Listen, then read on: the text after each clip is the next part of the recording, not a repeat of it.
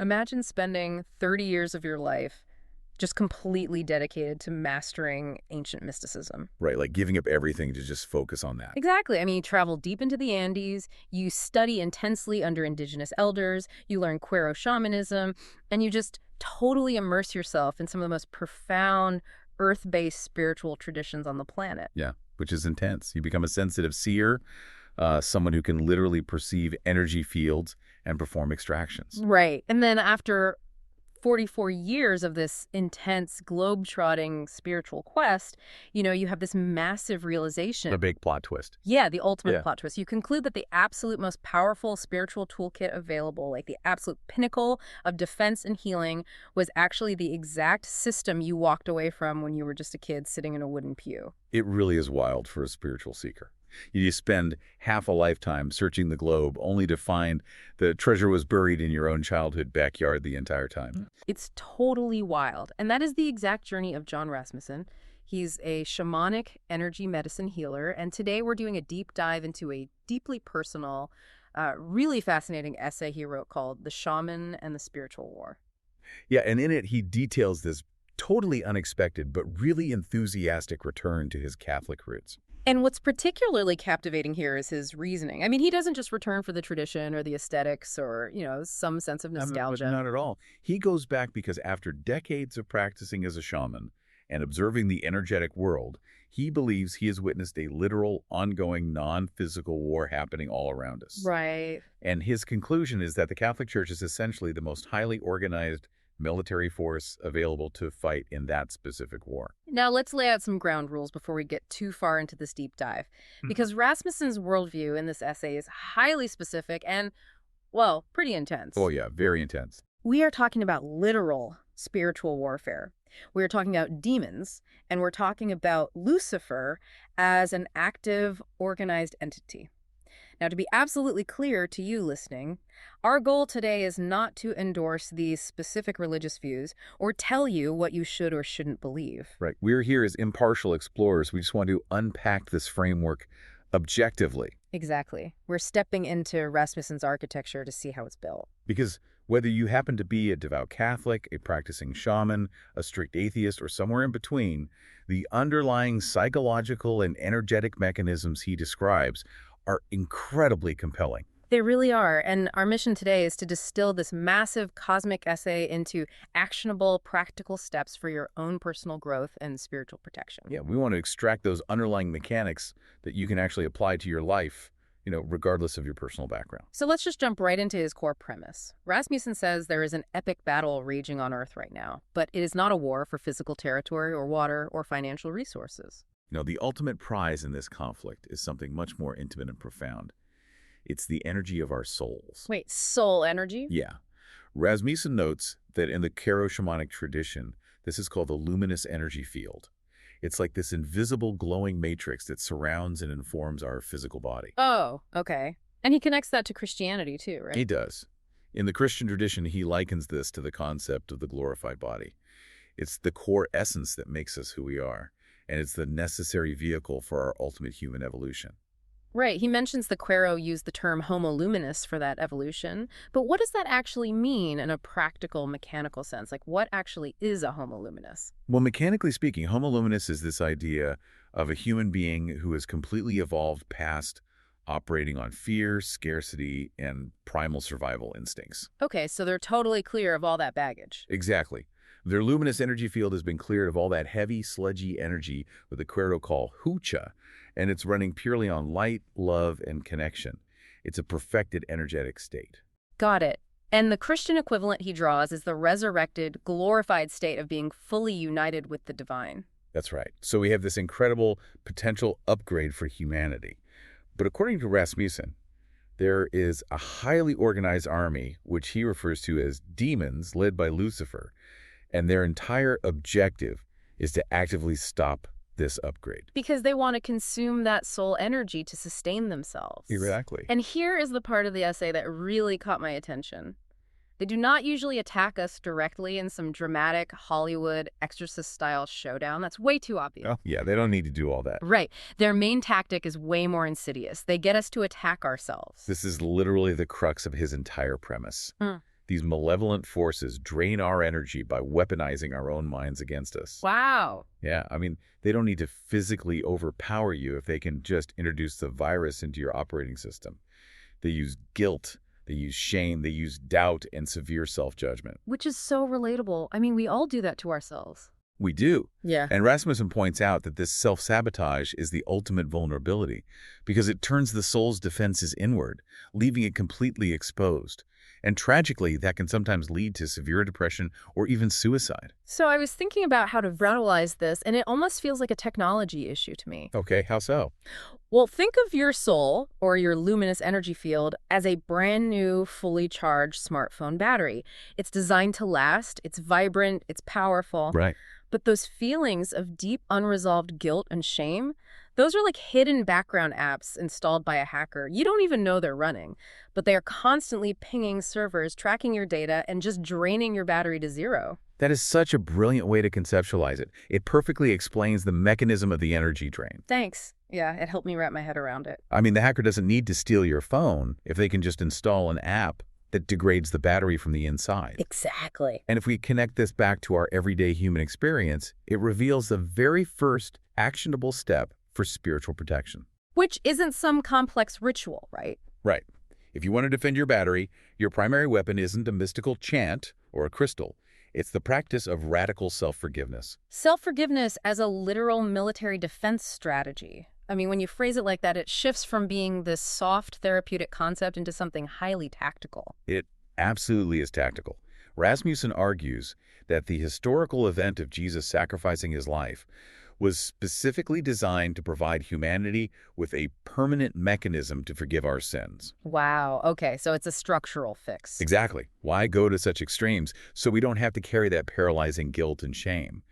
When you practice impeccable behavior, essentially the golden rule of treating others and yourself with deep kindness, and when you actively forgive yourself the moment you fall short, you are force quitting those hidden background apps. You are rewriting the code and closing the vulnerabilities in your energy field. Yes. Okay, so you forgive yourself, you drop the heavy guilt, and you stop doing the hacker's job for them. Your battery is charged. But let's say you're doing that. You're trying to live impeccably.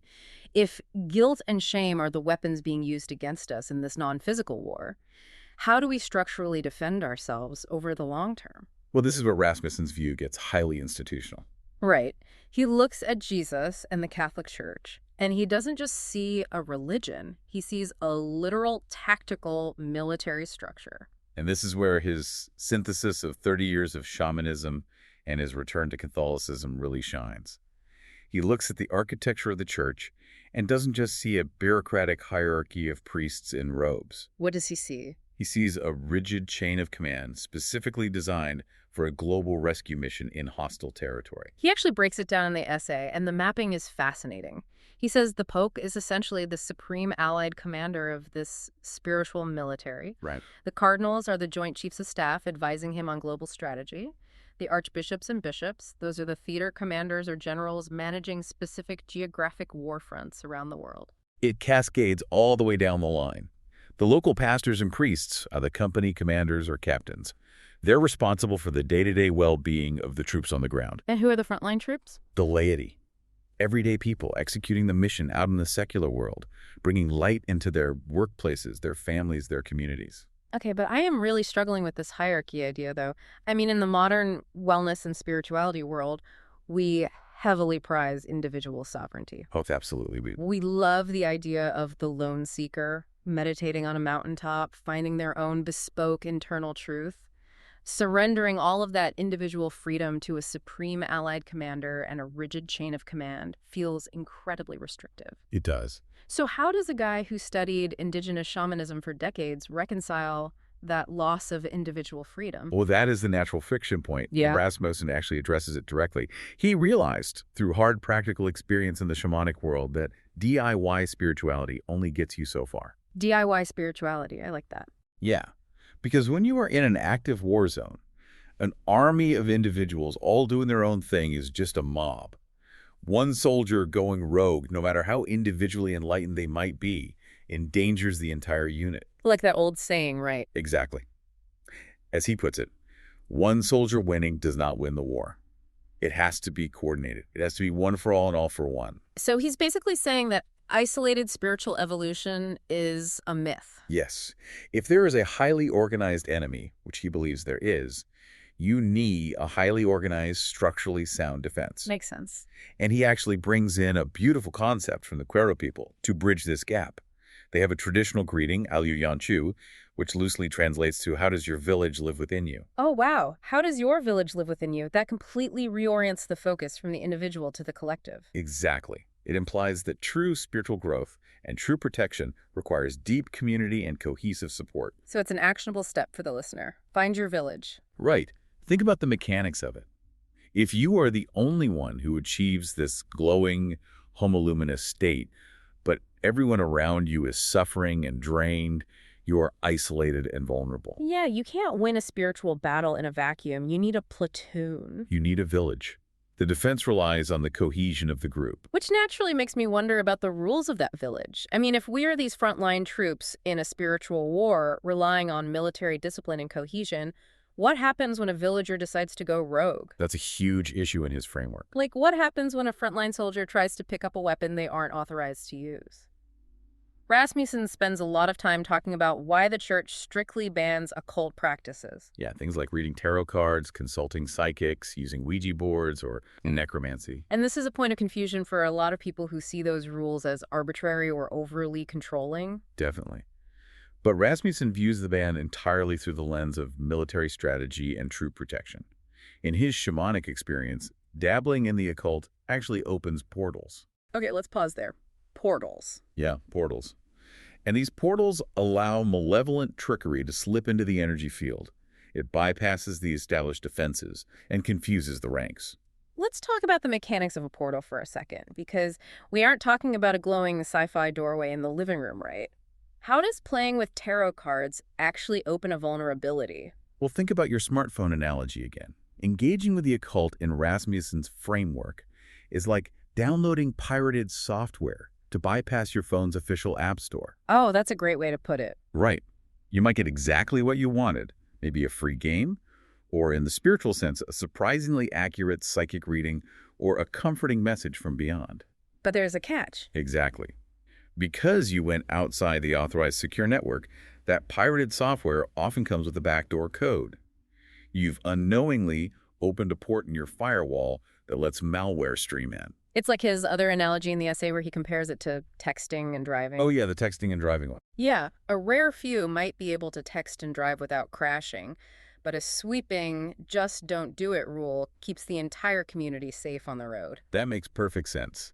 The rule isn't there just to ruin your fun. It's there because you are turning off your antivirus software. Right. And Rasmussen explains that unless you have intense, specialized training, what he calls Navy SEAL level stuff, dabbling is a massive vulnerability.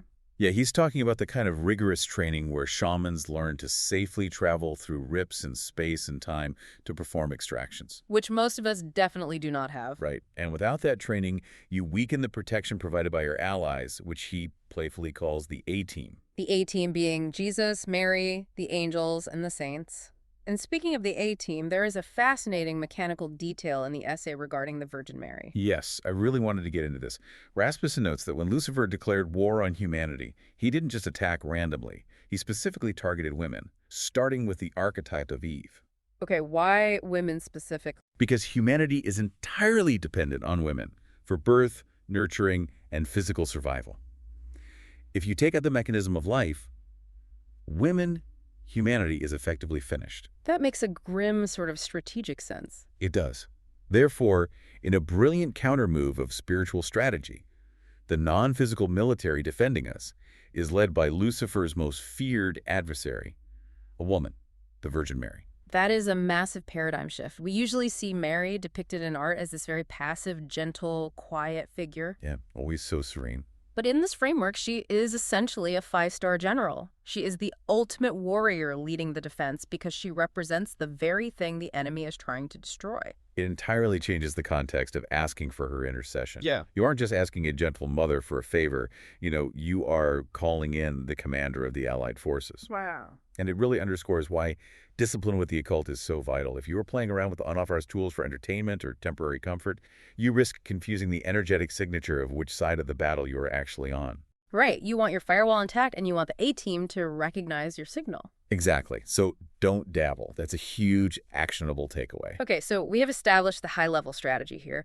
We need to radically forgive ourselves to close the background apps draining our energy. Yes. We need to integrate into our village because a lone soldier is a dead soldier. And we need to leave the pirated software alone so we don't accidentally open back doors in our firewall. Perfect summary. But what does this look like on a random Tuesday? I mean, how do we apply this grand military discipline to our incredibly mundane daily lives? Because Rasmussen lays out a highly specific tactical toolkit for daily spiritual maintenance. He does. And his perspective on the Catholic Mass is honestly one of the most interesting points of his synthesis. He compares attending Mass to receiving a weekly or even daily cleansing shaman session. Wait, mechanically speaking, though, how does standing up, sitting down, and reciting ancient prayers actually clear an energy field? Because to an outsider, it just looks like rote repetition. Well, it's all about collective resonance and bypassing the analytical mind. Okay. When you go to Mass, you are engaging in a highly structured, repetitive ritual.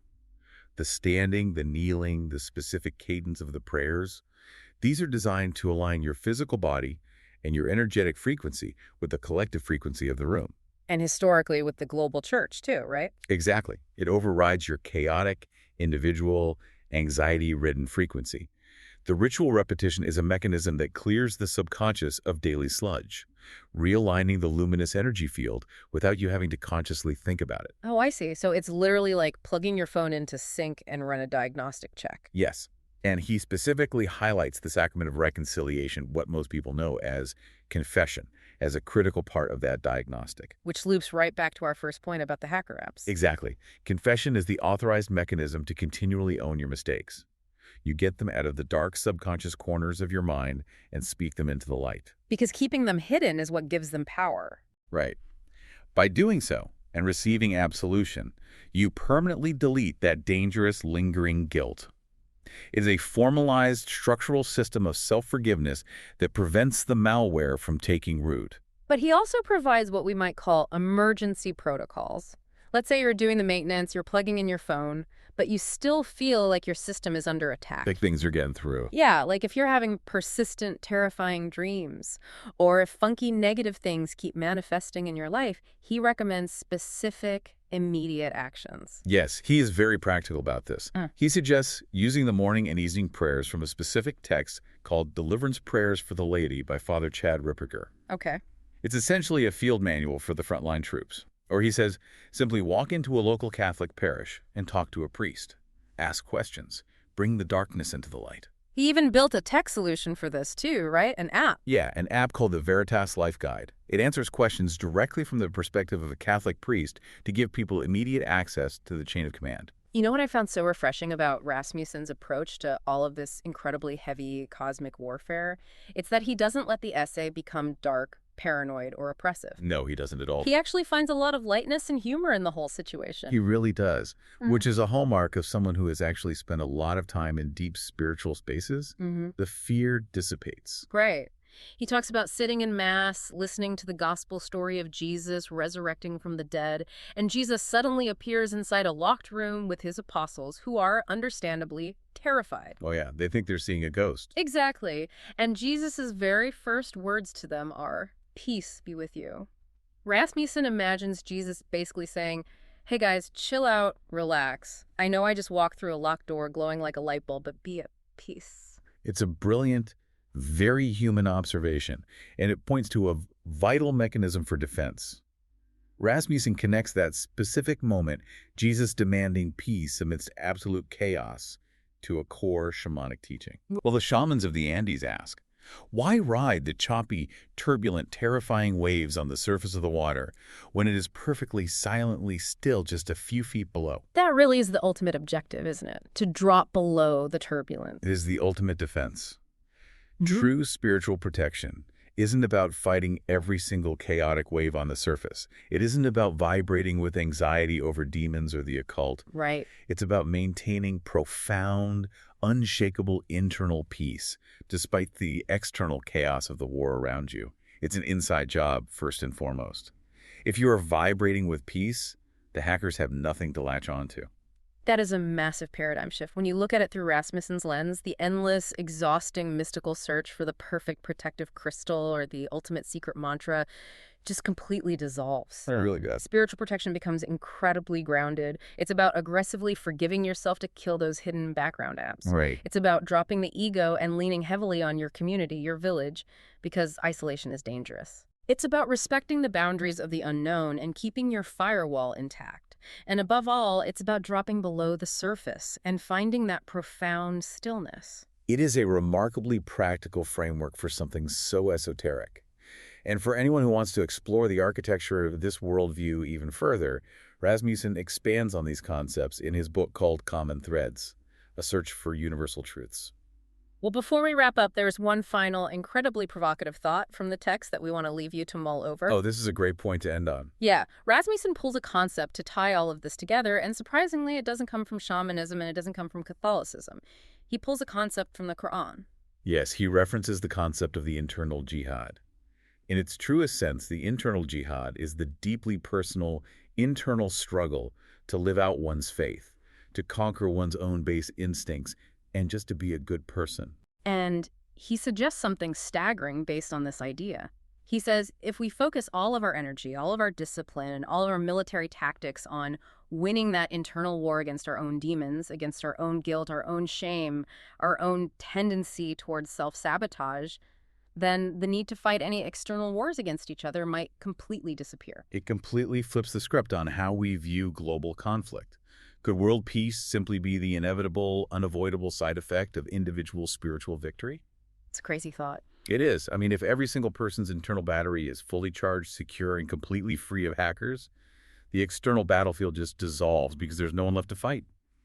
The energy source for the war has been cut off. It really makes you wonder. Maybe that 30-year detour into the deep jungles and the high Andes to study Quero shamanism wasn't a detour at all for Rasmussen. Maybe not. Maybe it was the exact rigorous boot camp he needed to finally understand the mechanics of the weapons he was handed 44 years ago as a child. To see with total clarity that the ultimate defense strategy isn't found in a complex ritual or a distant mountain, but in the radical, quiet, unshakable stillness of a forgiven soul. A profound mechanism to reflect on. Thanks for joining us on this journey today. Stay curious, protect your peace, and we will catch you on the next Deep Dive.